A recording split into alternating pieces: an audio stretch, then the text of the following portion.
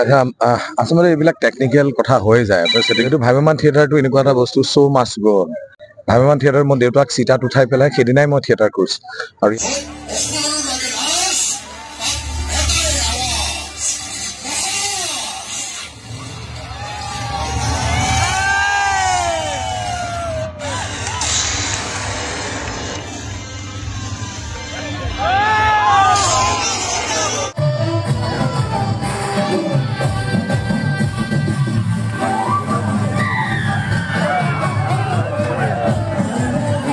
ৰাজকুমাৰী আৰু মহাৰাজ ৰাজকুমাৰীয়েও দুখ পালে আৰু মহাৰাজেও দুখ পালে ৰাজকুমাৰীয়ে ইলেক্ট্ৰিক শ্বৰ্ট চাৰ্কিটৰ ফলত দুখ পালে আৰু মহাৰাজে দুখ পালে বাইক চলাওঁতে বাইকৰ পৰা পৰি আসাম টাইম 6ৰ আজি এক বিশেষ অনুষ্ঠানলৈ মই উদয়নে আপোনালোকক স্বাগতম জনাইছোঁ এতিয়া অসমত ৰাইজৰ মাজত বিশেষকৈ ছ'চিয়েল মিডিয়াত চৰ্চিত হৈ থকাৰ বিষয়বস্তু হ'ল ভ্ৰাম্যমান থিয়েটাৰ আমি জানো যে অসমৰ দুখন আগশাৰীৰ ভ্ৰাম্যমান নাট্য দল তাৰ এখনত অভিনয় কৰিছিলে সকলোৰে পৰিচিত যতীন বৰা আৰু আন এখনত আছিলে শ্যামন্তিকা শৰ্মা কিন্তু বিশেষ কাৰণত বিশেষ সময়ত দুয়োজন অভিনেতা অভিনেত্ৰীয়ে আঘাতপ্ৰাপ্ত হ'ল গতিকে একাংশ ৰাইজে আমাৰ প্ৰশ্ন নহয় একাংশ ৰাইজৰ অভিযোগ যে আচলতে ভ্ৰাম্যমান থিয়েটাৰ কোন দিশত গতি কৰি আছে ভ্ৰাম্যমান থিয়েটাৰে মৌলিকতা হেৰুৱাইছে নেকি আৰু মৌলিকতা হেৰুৱাই ভ্ৰাম্যমান থিয়েটাৰ এতিয়া পৰিণত হৈছে নেকি চাৰ্কাছ দলত বা চিত্ৰহাৰত গতিকে এই সম্পৰ্কে আমাৰ আসাম টাইম 6ৰ এক বিশেষ প্ৰতিবেদনলৈ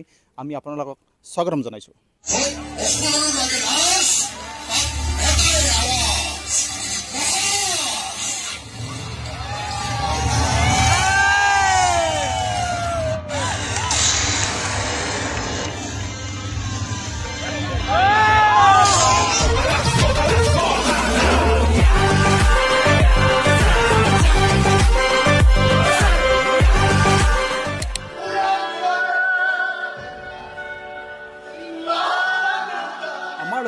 অসম নাট্য সন্মিলনৰ কেন্দ্ৰীয় সহকাৰী সম্পাদক দীপক শৰ্মা এতিয়া ভ্ৰাম্যমান থিয়েটাৰৰ প্ৰতি ৰাইজৰ কিছু অভিযোগ আছে যে ভ্ৰাম্যমান থিয়েটাৰে মৌলিকতা হেৰুৱাইছে বা বাহ্যিকতাক বেছি গুৰুত্ব দিছে এই সন্দৰ্ভত আপুনি কি ক'ব আচলতে ভ্ৰাম্যমান থিয়েটাৰে কিছু পৰিমাণে মৌলিক নাটকৰ অভাৱ দেখা গৈছে তেওঁলোকৰ কিন্তু ঘটনা হৈছে কি যে ভ্ৰাম্যমান থিয়েটাৰে এটা ইণ্ডাষ্ট্ৰী তেওঁলোকে আমাৰ অসমৰ যুৱ প্ৰজন্মকে হওক বা আমাৰ প্ৰজন্মক তেওঁলোকে কিবা এটা দিব পাৰিছে কিন্তু ঘটনা হৈছে কি যে তেওঁলোকৰ মৌলিকতাখিনি ৰক্ষা কৰি যদি বাকীখিনি কৰা হয় এতিয়া ধৰি লওক আমি দেখিছোঁ যে এই দুই এদিনৰ ভিতৰতে দেখিলোঁ যে অভিনেতা অভিনেত্ৰীসকলে মঞ্চৰ পৰা বাগৰি পৰিছে বা তেনেধৰণৰ মঞ্চতে তেওঁলোকে গাড়ী চলাইছে গতিকে নাটকৰ মঞ্চত গাড়ী চলোৱা বা নাটকৰ মঞ্চত তেনেকুৱা ইলেক্ট্ৰিকৰ প্ৰদূৰ্ভৱ যিমান ধৰণৰ হৈছে তাৰ পৰা আমাৰ অভিনেতা অভিনেত্ৰীসকলৰ নিশ্চয় ক্ষতি হ'ব পাৰে বা আমি দেখিছোঁ যে তাত দৰ্শকৰ ক্ষতি হৈছে তেনেকুৱা আচলতে কৰিব গৈ তেওঁলোকে এইটো এটা ভুল কৰিছে মানে মোৰ দৃষ্টিত ভুল হৈছে গতিকে তেওঁলোকক আমি অনুৰোধ জনাইছোঁ ইমানখিনি বাহ্যিকতা নকৰি মৌলিকতাৰ ওপৰত গুৰুত্ব দি এই ইণ্ডাষ্ট্ৰিটোক জীয়াই ৰাখক এইটো মোৰ আবেদন ভ্ৰাম্যমান থিয়েটাৰৰ কিন্তু ধনাত্মক দিশো আছে গতিকে নিবনুৱা সমস্যা বা ইত্যাদি সমাধানৰ ক্ষেত্ৰত ভ্ৰাম্যমান থিয়েটাৰৰ ভূমিকা কি বুলি আপুনি ভাবে ভ্ৰাম্যমান থিয়েটাৰে নিবনুৱা সমস্যা দূৰ কৰাত মানে যথেষ্ট অৰিহণা যোগাইছে কাৰণ আমি দেখিছোঁ যে যদি আমি সাধাৰণ আমাৰ যিবিলাক অভিনেতা অভিনেত্ৰী আছে তেওঁলোকে যদি তেওঁলোকক যদি কোনোবাই প্ৰশ্ন কৰে যে আপুনি কি কৰি আছে তেতিয়া মই অভিনয় কৰি আছোঁ বা নাটক কৰি আছোঁ বোলো নহয় আপুনি কি কৰি আছে তেওঁলোকে নাটক কৰাটো যে পেচা এটা তেওঁলোকৰ যে এটা মানে নাটকেও যে মানুহক জীৱন নিৰ্বাহ কৰাত এটা সুবিধা দিব পাৰে এই কথাখিনি আজিৰ সমাজতো এতিয়ালৈকে বুজা নাই কিন্তু থিয়েটাৰ কৰা বুলি ক'লে ভ্ৰাম্যমান থিয়েটাৰ বুলি ক'লে বা মই থিয়েটাৰত কাম কৰিছোঁ তেতিয়াহ'লে ৰাইজে বুজে যে আচলতে থিয়েটাৰত কৰা মানে কি তেওঁলোকে পইচা পায় অৰ্থাৎ তেওঁলোকৰ পৰিয়ালটো চলে গতিকে দেখা গৈছে যে ভ্ৰাম্যমান থিয়েটাৰে এতিয়াতো আমি দেখিছোঁ যে ভাৰতবৰ্ষই অসমৰ ভ্ৰাম্যমান থিয়েটাৰক এটা স্বীকৃতি দিছে বা ইয়াত আলোচনা হৈছে যে অসমৰ ভ্ৰাম্যমান থিয়েটাৰ বা মোবাইল থিয়েটাৰ কি ধৰণৰ চলিছে বা কি কথা আৰু এই ইণ্ডাষ্ট্ৰিটোত মানে ইমান ধৰণৰ এমপ্লয় আছে মানে বহুত ধৰণৰ বহুত পৰিয়াল তাত মানে এংগেজ হৈ আছে গতিকে অৰ্থনৈতিকভাৱে তেওঁলোকে মানে কি যথেষ্ট পৰিমাণে আমাক সহায় কৰিব পাৰিছে গতিকে মই ভাবোঁ যে ভ্ৰাম্যমান থিয়েটাৰে মৌলিকতাখিনি ৰক্ষা কৰি বাহ্যিকতাখিনি বাদ দি মৌলিকতাখিনি ৰক্ষা কৰি যদি আগলৈকে আগবাঢ়ে তেতিয়াহ'লে নিশ্চয় অসমীয়া এই ভ্ৰাম্যমান থিয়েটাৰে বিশ্ব দৰবাৰত ভালকৈ মানে প্ৰতিষ্ঠিত হ'ব অসম নাট্য সন্মিলনৰ কেন্দ্ৰীয় সহকাৰী সম্পাদক দীপক শৰ্মা ডাঙৰীয়া আমাক এইখিনি সময় দিলে তেখেতৰ ব্যস্ততাৰ মাজতে। গতিকে আমাৰ আছাম টাইমছ 6ৰ ফালৰ পৰা তেখেতক আমাৰ ফালৰ পৰা ধন্যবাদ জ্ঞাপন কৰিছোঁ। ধন্যবাদ। আচ্ছা, আচলতে এইবিলাক টেকনিকেল কথা হৈ যায়। ছেটিংছৰ ল'ৰা এজন ফটকে সি আহিব নালাগত আগত আহি গ'ল, আমাৰ ট্ৰেকটো গৈ আছে, সেইটো অলপ উজুত খাই পৰিলোঁ। তথাপি কিছু সময় অলপ দুখ পালেও, যিহেতু ভ্ৰাম্যমাণ থিয়েটাৰটো এনেকুৱা এটা বস্তু, চ' মাষ্ট গ'। ভ্ৰাম্যমাণ থিয়েটাৰ মই দেউতাক চিটাত উঠাই পেলাই সেইদিনাই মই থিয়েটাৰ কৰিছোঁ। আৰু ইয়াত আৰু মই এতিয়া যাম, যিগৰাকী মানুহে অলপ দুখ পাইছে তেওঁৰ ওচৰতো মই খবৰ ল'ব যাম, কি হৈছে কি নাই। ভ্ৰাম্যমাণ থিয়েটাৰৰ সাম্প্ৰতিক যি অৱস্থা, ইয়াক লৈ আচলতে ধনাত্মক ঋণাত্মক বিভিন্ন সমালোচনা হৈছে। গতিকে এই ক্ষেত্ৰত আমাৰ লগত আছে বৰনগৰৰ এগৰাকী অভিনেত্ৰী তথা গায়িকা আৰু লগতে সাংস্কৃতিক কৰ্মী হীৰামণি ডেকা। আপোনালৈ আমাৰ প্ৰণপটীয়া প্ৰশ্ন যে ভ্ৰাম্যমাণ থিয়েটাৰ এতিয়া চাৰ্কাছত পৰিণত হৈছে নেকি? অঁ, চাৰ্কাছ যেনেইটো লাগে চাই ভ্ৰাম্যমাণ থিয়েটাৰ মানে। ভ্ৰাম্যমাণ থিয়েটাৰত কি এতিয়া গ্লেমাৰক বেছি গুৰুত্ব দিয়া হৈছে নেকি? মোৰ চকুততো তেনেকুৱাই লাগে যে ভ্ৰাম্যমাণ থিয়েটাৰসমূহে এতিয়া গ্লেমাৰ সৰ্বস্ব বুলিয়ে মানে প্ৰাধান্য দিছে।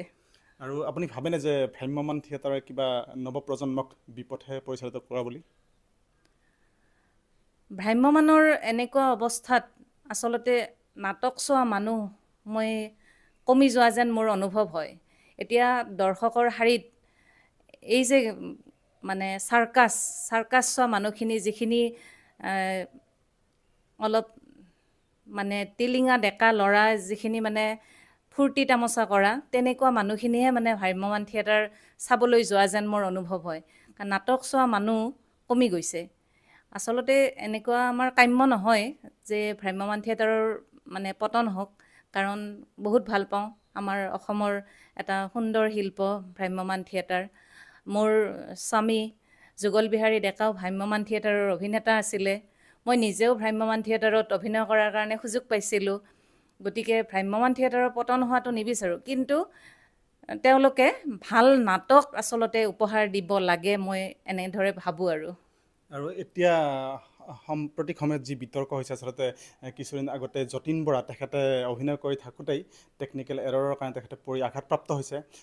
স্বমন্তিকা তেখেতো আচলতে অভিনেত্ৰী, তেখেতো ইলেক্ট্ৰিক কিবা প্ৰব্লেমৰ কাৰণে তেখেত পৰি গ'ল, দৰ্শকো তাত আঘাতপ্ৰাপ্ত হৈছে। গতিকে কিবা যেনে খেলি মেলি হৈছে, কিবা এটা মৌলিকতা কিবা হেৰুৱাইছে, এই সন্দৰ্ভত কি ক'ব আপুনি? এইটোৱেতো ভ্ৰাম্যমাণ থিয়েটাৰসমূহে নাটক কৰিব লাগে। আমি নাটক চাইছিলোঁ, ইমান সুন্দৰ নৱৰস থকা নাটক। যদি এতিয়া চাৰ্কাছ কৰিব যায়, এয়াইতো অৱস্থা হ'ব নহয়। আৰু ইয়াৰ কাৰণো বোধহয় এনেকুৱাই, এইবিলাক চিনেমাত যিবিলাক দেখুৱায়, এইবিলাক আচলতে ষ্টাণ্ট কৰা মানুহ থাকে।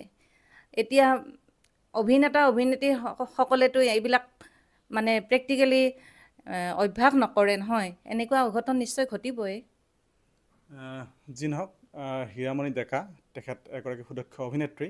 তেখেতৰ স্বামীও ভ্ৰাম্যমাণ থিয়েটাৰত আচলতে অভিনয় কৰিছিলে, এতিয়াও জড়িত হৈ আছে।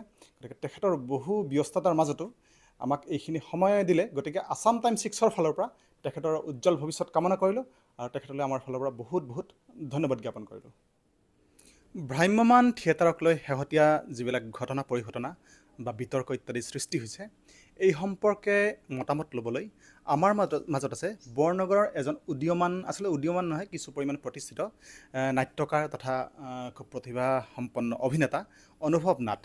এতিয়া ভ্ৰাম্যমাণৰ নাটক সম্পৰ্কে যি বিতৰ্ক একাংশ ৰাইজ, বিশেষকৈ ছ'চিয়েল মিডিয়াত হৈছে, ধৰক ভ্ৰাম্যমাণ থিয়েটাৰে মৌলিকতা হেৰুৱাই চাৰ্কাছ দল বা এনেকুৱা ধৰণত পৰিণত হৈছে, এই সম্পৰ্কে আপুনি কি ভাবে? বিতৰ্ক আচলতে এইটো বিভিন্ন ক্ষেত্ৰতে হয়, মানে ৰাজনৈতিক বা সাংস্কৃতিক বা আমাৰ সামাজিক ক্ষেত্ৰত বা ব্যক্তিগত ক্ষেত্ৰতো বিতৰ্ক সকলোতে থাকেই। কিন্তু এই কথাটো অৱশ্যে আজি বহু বছৰ ধৰি চৰ্চিত হৈছে যে ভ্ৰাম্যমাণৰ একাংশ ভ্ৰাম্যমাণ, সকলোখিনি নহয় আচলতে, একাংশ ভ্ৰাম্যমাণ নাট্য দলে কিছু পৰিমাণে নাটকৰ যিটো মৌলিকতা আছিল এটা সময়ত, আমাৰ যি সময়ত প্ৰয়াত বিশিষ্ট অভিনেতা জীৱেশ্বৰ ডেকা আদি কৰি ভৱেশ বৰুৱা, প্ৰয়াত প্ৰাণজিৎ দাস আদি, তেওঁলোকে বহুখিনি আছে, মহানন্দ শৰ্মাকে আদি কৰি, তেওঁলোকৰ যিখিনি অভিনয় শৈলী আছিল বা সেই সময়ত যিখিনি নাটকৰ মৌলিকতা আছিল, সাধাৰণ মানুহৰ জীৱন ধাৰণৰ পদ্ধতি বা অতি সাধাৰণ বিষয়বস্তুক লৈ তেওঁলোকৰ নাটকৰ যি সুন্দৰ গাঁথনি আছিল কিছু পৰিমাণে স্তিমিত হোৱা যেন উপলব্ধি হয়। আৰু মই আচলতে ব্যক্তিগতভাৱে ভ্ৰাম্যমাণ থিয়েটাৰ খুব কমেই চাওঁ, যিহেতু এতিয়া এনেকুৱা হৈছে যে টিকটৰ যিটো বৰ্ধিত মূল্য সেইটোও মানুহক কিছু পৰিমাণে, যিখিনি মানুহ আচলতে ভ্ৰাম্যমাণ থিয়েটাৰ কিন্তু মূলতঃ ভ্ৰাম্যমাণ থিয়েটাৰৰ মূল চালিকা শক্তিটোৱে হৈছে কিন্তু গ্ৰাম্য জীৱন, গ্ৰাম্য যিখিনি গাঁৱলীয়া মানুহ, টাউনৰ মানুহো চায়, কিন্তু গাঁৱলীয়া মানুহৰ যিটো বেছিকৈ উৎসাহ উদ্দীপনা থাকে এটা সময়ত মানে শিলডল ভাঙি গাড়ী ভাড়া কৰি এনেধৰণৰ যিটো ভ্ৰাম্যমাণৰ যিটো মূল জনপ্ৰিয়তা আছিল গাঁও অঞ্চলত আছিল। গতিকে যেতিয়া টিকটৰ হাৰটো বাঢ়ি গ'ল, এটা 5জনীয়া 6জনীয়া পৰিয়ালে একেলগে এখন থিয়েটাৰ চোৱাতে 1500-2000 টকা ওলাই যায়। গতিকে এইটো এটা সমস্যা এটা হৈছে, নোহোৱা নহয়। গতিকে এই ক্ষেত্ৰত প্ৰযোজকসকলে বা কমিটিসকলেও এই কথাটো চিন্তা চৰ্চা কৰা উচিত বুলি ভাবোঁ। কলাৰ সাধনা আচলতে যিকোনো কলা কিন্তু সুন্দৰৰ সাধনা, আৰু কলাৰ লগত এণ্টাৰটেইনমেণ্ট জড়িত হৈ থাকে যদিও কিন্তু ইয়াৰ লগত সামাজিক দায়বদ্ধতাৰ কথাও আছে।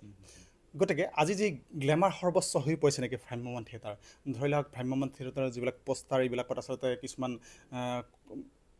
দিব নলগীয়া এনেকুৱা পোষ্টাৰো অভিনেত্ৰী শ্বেয়াৰ কৰে আচলতে, বা যিবিলাক ডান্স ষ্টাইল তেওঁলোকৰ কষ্টিউম হয়তো এটা পৰিয়ালৰ লগত সৰু ল'ৰা ছোৱালীৰ লগত চোৱাত হয়তো অসুবিধা হয়, হয়তো স্বাভাৱিক। গতিকে এই সম্পৰ্কে আপুনি কি কয়? কিছু পৰিমাণে এইটো দেখা যায়, এইটো দৃষ্টিগোচৰ হৈছে। আৰু এতিয়া এনেকুৱা এটা হৈছে যে আমাৰ কিছু সংখ্যক ভ্ৰাম্যমাণ থিয়েটাৰৰ এনেকুৱা এটা মানসিকতা আহিছে যে কেৱল একাংশ বুলি কৈছে, একাংশ যুৱচামৰ মানসিকতাৰ ওপৰত নিৰ্ভৰ কৰিও নাটক প্ৰস্তুত কৰা যেন লাগে আৰু। কিন্তু আচলতে একাংশ যুৱ প্ৰজন্মটো এতিয়া আমি বিভিন্ন দেখা পাওঁ, তেওঁলোকে বিভিন্ন নিচাসক্ত হয় বা যিটো বাইক ষ্টান আদি কৰি তেওঁলোকৰ মানসিক একাংশ যুৱচামৰ মানসিক। গতিকে আমি ভাবোঁ যে এনেকুৱা এটা পদ্ধতিৰে ভ্ৰাম্যমাণ অহাটো দৰকাৰ, পুনৰ তেওঁলোকে এনেকৈ অহাটো দৰকাৰ, য'ত আমাৰ সমাজখনৰ এটা ভাল দিশ আমি দেখুৱাই দিব পাৰোঁ নাটকৰ জৰিয়তে। গতিকে কেৱল সস্তীয়া জনপ্ৰিয়তা অৰ্জন কৰাৰ কাৰণে যদি নাটক এখন প্ৰস্তুত কৰা হয়, তেতিয়াহ'লে আমাৰ ভৱিষ্যত যি প্ৰজন্ম, আমাৰ যিটো অসমৰ ভ্ৰাম্যমাণ ব্যৱস্থা গোটেই পৃথিৱীৰ ভিতৰত কিজানি বিৰল, খুব সম্ভৱ পৃথিৱীৰ বিভিন্ন দেশত এনেধৰণে ভ্ৰাম্যমাণৰ, আমাৰ অসমৰ ভ্ৰাম্যমাণ দলসকলে যেনে পদ্ধতিত নাটক কৰে, যে পৃথিৱীত কিন্তু এনেধৰণৰ খুব সম্ভৱ নাই কিজানি, মই যিমান দূৰ জানো, আৰু ক'ৰবাত যদি আছে সেইটো মোৰ জ্ঞাত নহয়। গতিকে এনেকুৱা এটা সুন্দৰ কলা, সেই কলাটো তুমি কোৱাৰ দৰে ঠিক এই কলাটো, এইটো আপুৰুগীয়া কলাটোক যদি আমি কলা হিচাপে ৰাখিবলগীয়া হয় তুমি কোৱাৰ দৰে, তেতিয়াহ'লে নিশ্চিতভাৱে সস্তীয়া জনপ্ৰিয়তা বৃদ্ধি কৰাৰ যিটো চিন্তা, এই চিন্তাটোক আমি এৰাই চলাটো দৰকাৰ বুলি ভাবোঁ। গতিকে অনুভৱ নাথ, তেওঁ উদীয়মান যুৱক, খুব সুদক্ষ অভিনেতা, লগতে নাট্যকাৰ আৰু বহু পৰিমাণে প্ৰতিষ্ঠিত। গতিকে তেখেতৰ ব্যস্ততাৰ মাজতো আমাক যিখিনি সময় দিলে তাৰ কাৰণে আছাম টাইমছ 6ৰ ফালৰ পৰা আমি অনুভৱ নাথলৈ আমাৰ ফালৰ পৰা শুভেচ্ছা আৰু লগতে বহুত বহুত ধন্যবাদ জ্ঞাপন কৰিলোঁ।